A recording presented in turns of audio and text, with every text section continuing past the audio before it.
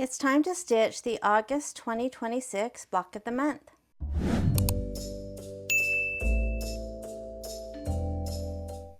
The block that I'm making this week is called the Classic Ribbon Block, and it is a large block, and so I am only having to stitch one. And if you look at this block, these are all just half square triangles except for 4 of the background little squares. And it just, of course, depends on how you lay that out to get this kind of intertwined ribbon effect. It kind of looks like a ribbon and a mix of a flower. And there's only one to make. Now I am going to kind of stick with this coloring theme. I looked at my other blocks and I don't have much red. I think I've added red in a few spots, but I'm going to make this one the red fabric. And so I pulled 2 from my hometown quilt fabric from Lori Holt. I think I'll have enough to do these. I am going to be making 8 at a time half square triangles. So I am going to get my fabric starched and pressed and then trimmed according to the directions, and then I'll show you how I'm going to do 8 at a time. Now she does in her directions give a size to cut that's a little bit larger so that when you cut all of these half square triangles you can trim each one down to be more accurate. And so that's what I'm going to do so that I will have a little bit of trimming room to make sure that I get these the right size. All right, I'm going to go prepare my fabric and we'll get to stitching the 8 at a time half square triangles. I ended up having to change my red fabric. I didn't have enough of that other fabric that I showed after I starched and ironed it. So I found another red from the Hometown Fabrics, and actually I think I'm liking this. It's a bigger print than I've done on most of the blocks, and so I think it'll be a nice change. So I did cut, and I have most of my pieces prepared to sew. I am going to be doing the 8 at a time half square triangles. So I have my large pieces of fabric, and on the back of my light fabric, it could be either, I am going to draw a line from corner to corner, and that will eventually be my trimming or my cutting line. This is not a line that I'm going to sew on, and I'm going to do mark corner to corner on both directions.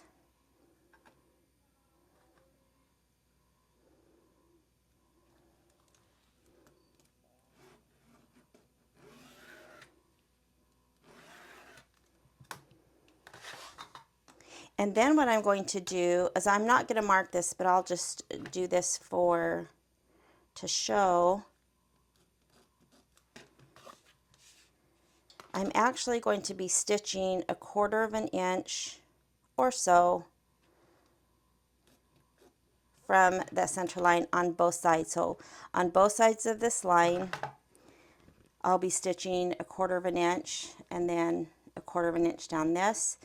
And then when I cut these, I will get 8 half square triangles. So with the right sides together, I am going to pin these. Now I did make these a little oversized, like the directions gave an option for people like me who like a little bit more wiggle room for trimming. And so these are just slightly bigger than I need, and then I will need to trim all of them down to the correct size. All right, so I'm going to go get these sewn in both directions, 1/4 of an inch from the lines.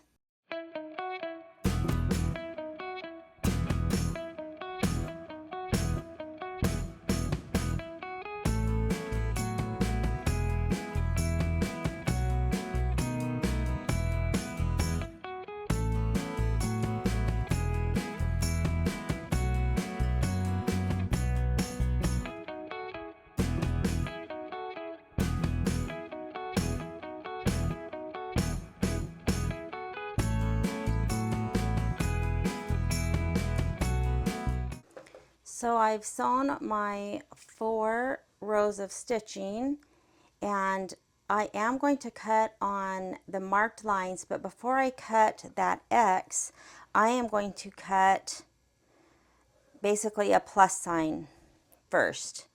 So I am going to take my ruler and just go in the middle of that, and I try to line my outside up with a straight edge. Remember, these are oversized a little bit, so I'll have extra room to trim. So it doesn't have to be perfect. And then a rotary mat is wonderful. And I have the Martelli mat, and it just spins. It's on ball bearings, and I can just spin this. And I love this mat. And that's helpful so that I don't have to turn these or cut in some weird way.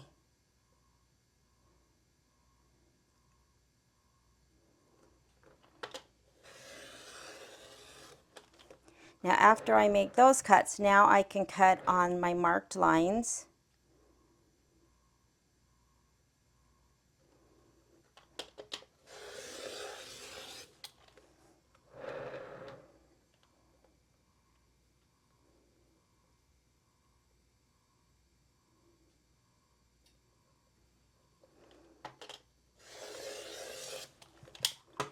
And now I have 8 little pieces that will become a half square triangle. Again, these will need to be trimmed to size. All right, so I'm going to cut the others, and then I will get these pressed. Now I think the directions, because there's so many things being put together, so many seams, all of these half square triangles, she suggests to press the seams open, and so I am going to go ahead and do that. I'll press these seams open and then trim them up. All right, I'm going to get the others cut.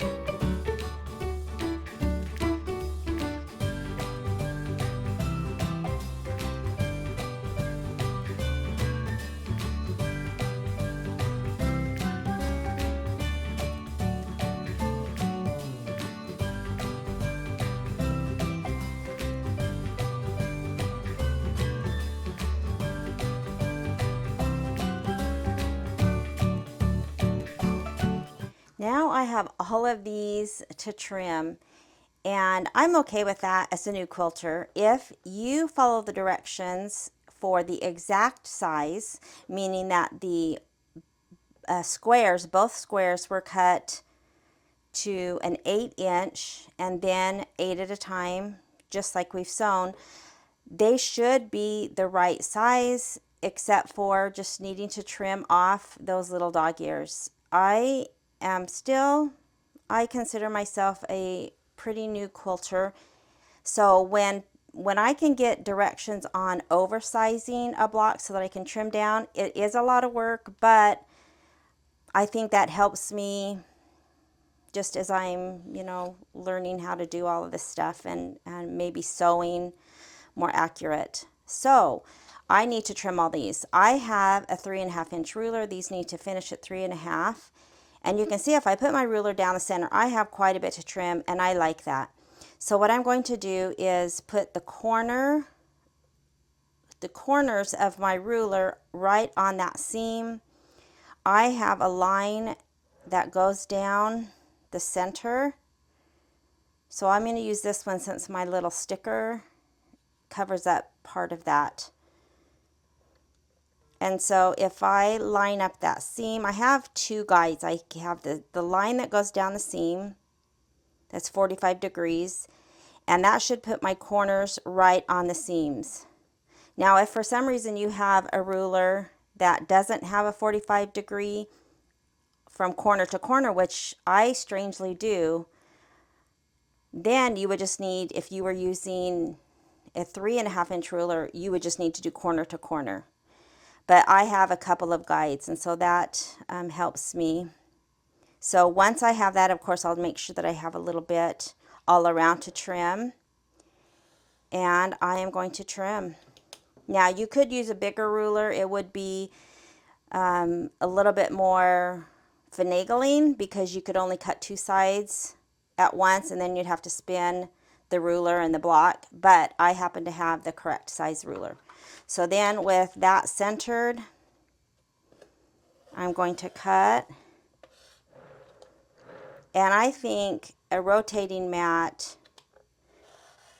the way that I'm doing it with the ruler that's the exact size, is a must. Well, it's not a must, but it sure does help. I have 32 of these to trim, so I'm going to take my time to trim these, and then it's just putting these together like the directions say and sewing all of these together. So here is my finished 3.5-inch. I think it looks great, and I can't wait to start putting this block together. All right, I'm going to get these trimmed, and then we can start laying this out.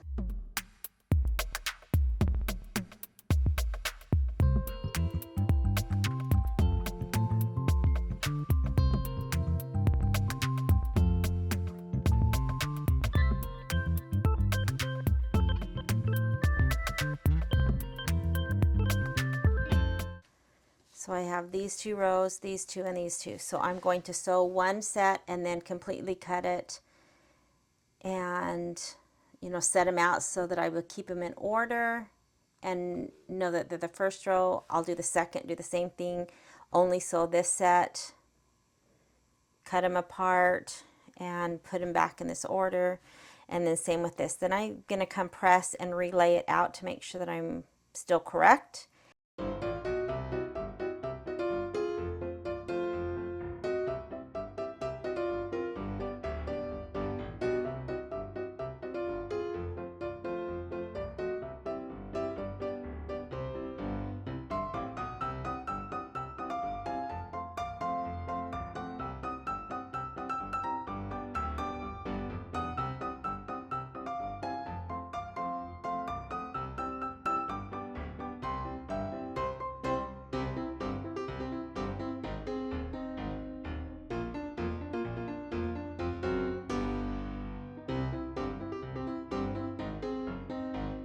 So I'm done sewing the 6 columns together. So I have everything in pairs, and I've set it back out to make sure that it's all correct, and it is.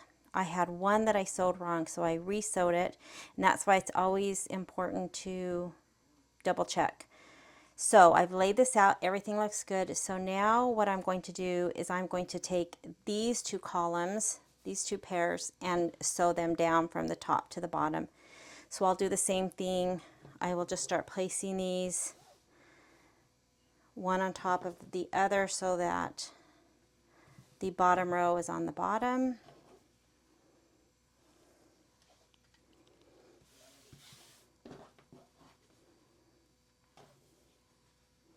So now I will just again sew these pairs together. I will come, press, set them back out, and then add the third. And then sew the rows. I kind of stopped halfway when I said I'm just going to sew the columns.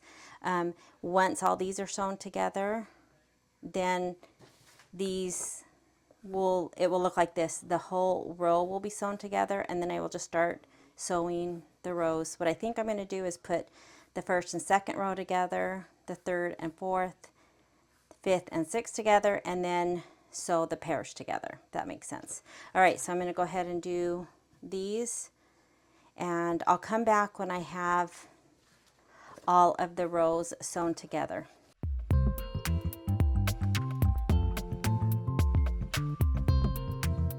I have all of the rows stitched together, and I've laid it out to make sure that everything's correct. And I did want to note that When I started pressing the seams, I pulled out my little strip stick. It is just a rounded, hard piece of wood. It has batting and a muslin cover. And how this works is on my wool mat, I would just place the seam that I was going to press on this stick.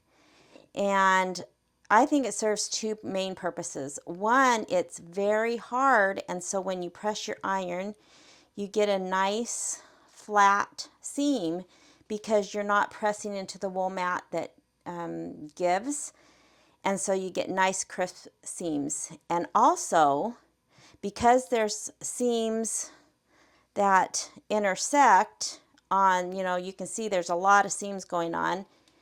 When I press this, it elevates the seam I'm working on, and so these seams kind of fall and they are less likely to get flipped and pressed the way they're not supposed to be pressed. So I really love this. I bought this just from an online quilt shop years ago. I can't remember the name. However, the stripstick.com I think has some shops that they sell to. You might be able to get something like this directly from them. I mean, you might be able to get this directly from them, or even make something yourself. It feels like it's a super hard piece of wood, maybe like oak or something that's not going to break easily. I can tell it's a very hard wood. Anyways, I've really liked using this when I'm doing my quilt blocks. So now I just need to sew these together. And I am going to be pinning each of the rows. I think what I'm going to do is I'm going to pin, 2 rows together, and then I'll go sew those 3 and then come back and pin the final 2 seams. And then I will press open, I think. Let's see. Yeah, it looks like pressing open, it would still be the best option. And I will use that strip stick and I will get this block. This is a big block. All right, so I'm going to pin these, and I'm going to pin at the intersections to get my seams lined up as good as I can. All right, I'm going to get that ready.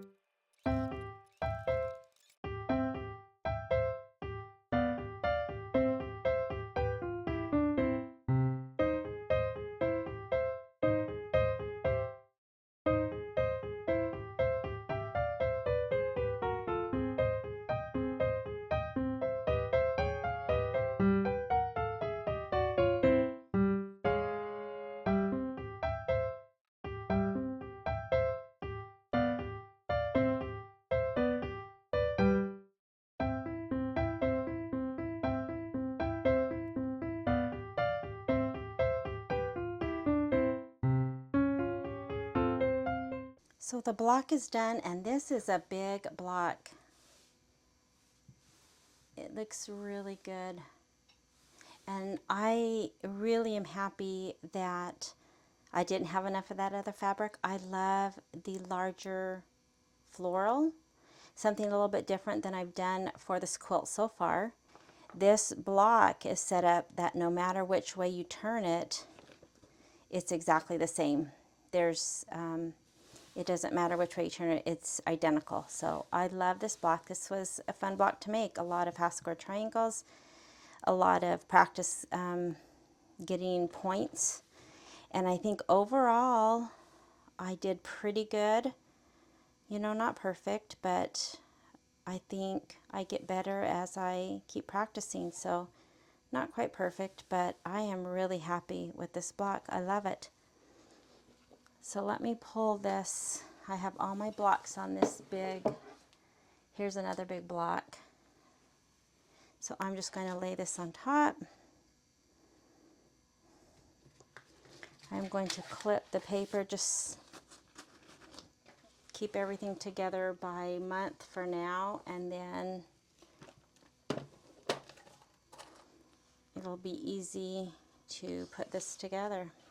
All right, that is August block of the month.